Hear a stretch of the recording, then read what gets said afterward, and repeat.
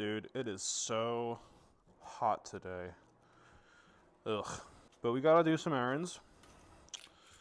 We gotta go to the hardware store for a scooter related errand. Got my lock, empty backpack. Working on some monster headlight kit situation, dude. This thing's gonna be absolutely epic.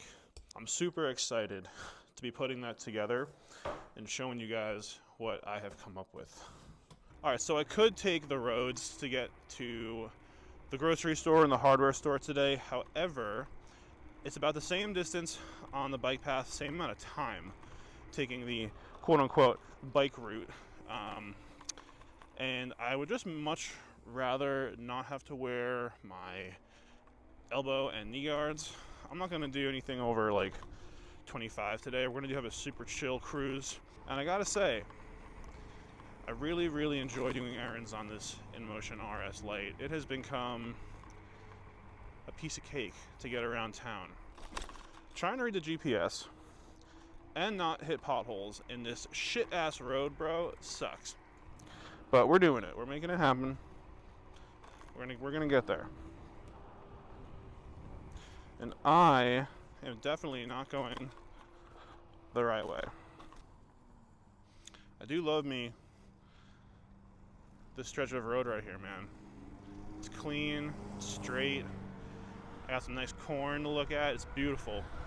But now that I can actually concentrate on talking and not hitting potholes, I want to just briefly describe what we're doing. We're going to the grocery store to get a couple of things that I need for the week for work, lunch things and other small items, and then we are going to go to the hardware store as well. I need to get some bolts to mount my lights that I just showed you to the scooter brackets, to the mounting brackets, because at the moment they're not staying into the bracket. There does seem to be a bike lock up here, so we're just gonna do that. Actually, I just pull in here. Let's see. This is the hardware store, and I like this little section over here because there's less people, and old people, I don't know, like elderly, nice people come to the hardware store. Not fucking people who are gonna steal your scooter, man. We got this auto lock that I like quite a bit. Nice and tight. That's not going anywhere anytime soon. Oh, my beard comb. Hold up. There we go. Locked up. Anybody tries to steal this guy, they're getting a loud honk and a lot of brake.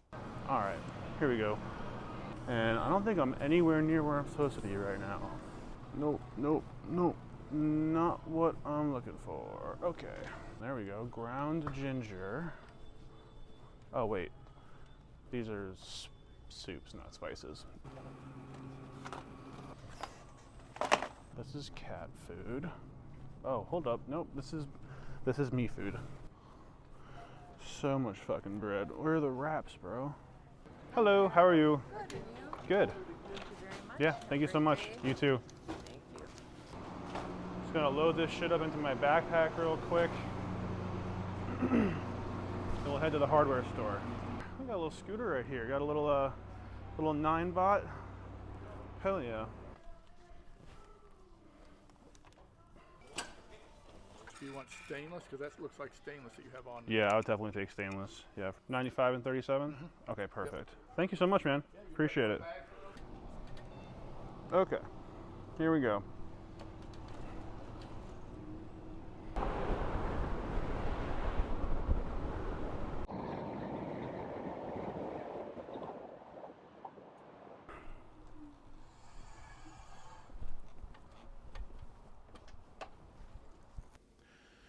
So here is the setup for these new LED lights. These lights came off Amazon. They were about $20 for the two of them. They are waterproof, IP67. They have great heat dissipation, adjustable sliding brackets right here. And they had very good reviews. They had like 8,000, 4.7 star rating. The plan is to use this Milwaukee M18 8 amp hour battery. Weighs about 2 pounds, so it's a big boy. It's a pretty big boy. This is it compared to a like a regular pair of full-size scissors. And I found this adapter, which basically you just slides right on, and then this adapter also comes with a switch and a fuse, and this will power both lights for about an hour, maybe a little over an hour. It's between an hour and an hour and a half total. And basically the idea is that once the battery is all wired up to the lights are going to get mounted in these tube bracket mounts. So as you can see here, the lights come with this little bolt. The bolt's going to slide into here, and I have a nut and a couple locking washers that will hold it in place.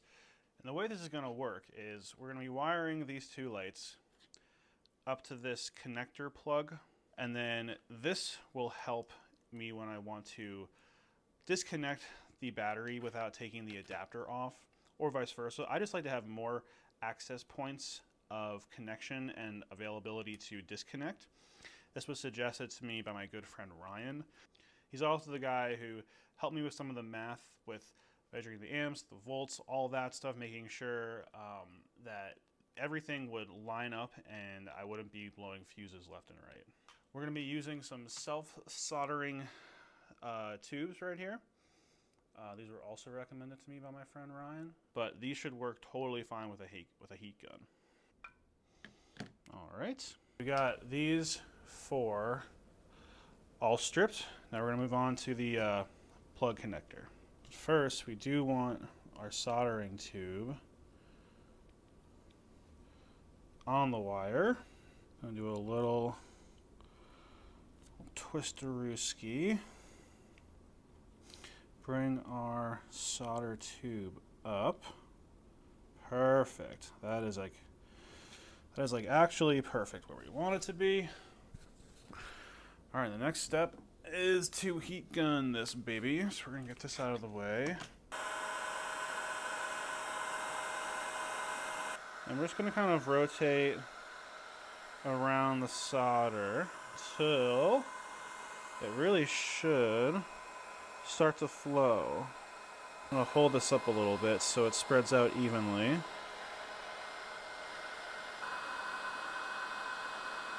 There we go. Solder is starting to flow.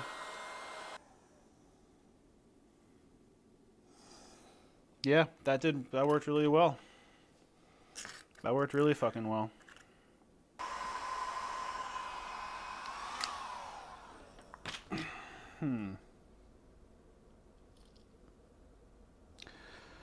That one wasn't as good. I actually have a couple of conductors actually popping through. But you know what? We're going to test it out anyways. So everything went really well, but the red on here connected pretty good, well, just as well as these. But this one has, it looks like some of the conductors poked up through the plastic tubing. It all melted and soldered well, but I'm not 100% sure how good this one is. So we're just going to give it a whirl and see how this works. And if it works, I'm going to leave it until I have to fix it. Hopefully I don't have to, but I'm just going to put a bunch of electrical tape, maybe some shrink wrap over that, and just try to waterproof it as best I can myself. So first thing we're going to do is put a fuse in the adapter. This is currently switched to off. And we're going to plug in connecting wire. These could be bright as fuck. So let's see how they do with blinding us. I hope they do blind us. Oh my God. It works. It works, baby. Man, these are bright, dude. These are super fucking bright. I'm so stoked on these. I really like these solder connectors right here is because they're rated to be really flexible too. So I can work with them a little bit in routing this wire on the scooter itself, but I'm gonna clean up here and then we're gonna go outside and start mounting this to the actual scooter now that everything's working. And there they are in all their glory. I gotta say, I really wasn't expecting it to look this badass. I wasn't even so sure how well they would fit because these lights are so big, but they actually look perfect to where they are. And I could definitely pull them together a bit more if I wanted to, but for now, this will do. What you're looking at basically is the mounting bracket with the largest and then the thinnest, kind of hard to see, but gaskets that are in here. I had to use both to get these to tighten on enough, but they're on there real sturdy, didn't even close up all the way, which is what I like to see. So, you know, those are not going anywhere. And then the lights are pretty much just nut locking washer right to the brackets on both of them. And I mean, look at this. This is like, those are real, look how white my fingernail is. I can't move these at all, dude. These are really on there, super solid. It just looks so badass. I have to say, I'm super stoked with how it looks. The red brackets too, with the red accents, with the calipers and the locking bracket and the shocks. It looks sweet on this RS Midnight. But anyways, we have the wiring, which goes up to here. And then I added this second waterproof Espessa bag. A lot of these bags on Amazon are only water resistant, but this Espessa one is actually waterproof as long as you zip it up all the way. And then, yeah, you have the plug, which we wired inside, got the switches and the fuse, and then the adapter. Then just the battery just sits right here. Super easy, very simple. And then the switch, when I want to turn them on, switch on, switch off. I will say that this battery, being the 8 amp hour battery, I got the 8 amp hour battery on purpose because with the lights together, both of them together, pulling 120 watts, it's going to give me about an hour to an hour and 20 minutes of light consistently with this 8 amp hour battery. You could get a smaller battery. I think Milwaukee makes a 3 and a 5, which will get you about 30, maybe 45 minutes on those. But this battery, only for me personally, I don't mind the weight. It only weighs about 2 pounds, 2.3 pounds. And then the lights and then the brackets all together, I think you're looking at around maybe 6 pounds, a little under 6 pounds that are added to the front of the stem of the scooter. And I will definitely tell you, this does feel heavier. It does feel heavier than it did before I added all this stuff. But for me, being a big guy, I'm really not trying to be super aerodynamic all the time. I'm really not trying to be speeding along and taking super tight, sharp turns. This is going to work for me perfectly with this being my main vehicle to get to work 5 days a week and home as well. Which is the main reason I did all this, guys. I would definitely would not have done this. I would have been perfectly happy with these rechargeables and the main headlight if I was just driving at night for fun. But because I do night driving so often, about 5 miles home, it's just a necessary safety thing for me. And that's really the only reason I did this. Otherwise, I think everything else would have worked just fine. Yeah, I'm loving this setup, dude. She is bright. I'll show you some videos of this, and then this together. So this is what the RS Lite looks like stock at night with the blinkers, the tail light, the headlight, and the rear brake light, which is also a running tail light. We're going to start off with the lights that I already have, which is a 1400 lumen, a 2000, and a 2000. So this is 5400 lumens. Really not that bad. However, because I do so much nighttime riding, I really wanted to be able to see what was like immediately in front of me within like the first 20 to 30 feet really well. So I'm not constantly looking so hard for potholes. And this is going to be us turning on the new lights. This is an additional 12,000 lumens on top of the 54. So it really helps with my immediate up close first like 20 to 30 feet, both width also to see cars coming out of side roads and also distance. This is why I installed these lights. Not to get farther, but to see more in my immediate surroundings. I'm pretty stoked. I drove home tonight and it was so much better. It was so much better than it has ever been for me. It looks pretty badass and I'm very happy and I feel very safe. And that's the whole point of this, is to feel safe with the insane amount of night riding that I do. If you have any questions, please ask in the comments. I'm so happy to answer any questions about products and all that stuff. All the stuff that I used to set up this this new light kit. Last thing, real quick, total side quest here, but bros, if you haven't messed with your kickstand height, I highly suggest you do.